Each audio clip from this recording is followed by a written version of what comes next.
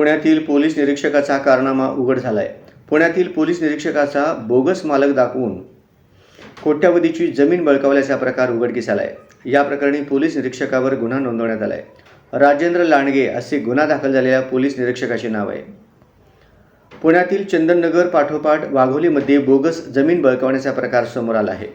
या प्रकरणी वाघोली पोलीस ठाण्यात लांडगे यांच्यासह 16 जणांविरुद्ध गुन्हा दाखल करण्यात आलाय. या प्रकरणी अपर्णा वर्मा यांनी वाघोली पोलीस ठाण्यात फिर्याद दिली आहे. लांडगेवर चंदननगर पोलीस ठाण्यात यापूर्वीही फसवणुकीचा गुन्हा दाखल झाला आहे. पोलिसांनी दिलेल्या माहितीनुसार फिर्यादी वर्मा या पुण्यात असताना त्यांनी वाघोली येथे 10 एकर जमीन खरेदी करून त्या दुबईला गेल्या. दरम्यान त्या दुबईला असताना अहिल्यानगर, इस्लामपूर आणि राजस्थान या ठिकाणाहून अपर्णा वर्मा नावाच्या 3 महिला पुढे आल्या. 4ही महिलांनी आपणच त्या जमिनीच्या खऱ्या मालक असल्याचा दावा केला. संबंधित महिलांनी या प्रकरणात न्यायालयात दावाही केला होता.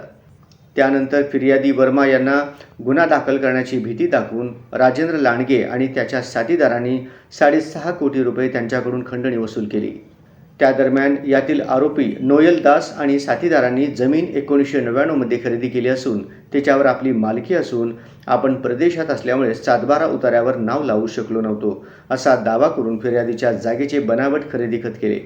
दरम्यान एकाच जमिनीवर अपर्णा वर्मा नावाच्या 4 महिलांनी दावा केला होता. लांडगे चंदननगर पोलीस ठाण्याचे पोलीस निरीक्षक होते. त्यावेळी त्यांनी वेगवेगळ्या लोकांशी संगनमत करून जमिनीचे बनावट खरेदी खत करून जागा बळकवण्याचा प्रयत्न केला. आता याच प्रकरणी लांडगे यांच्या विरोधात वाघोली पोलीस ठाण्यात गुन्हा दाखल करण्यात आला आहे.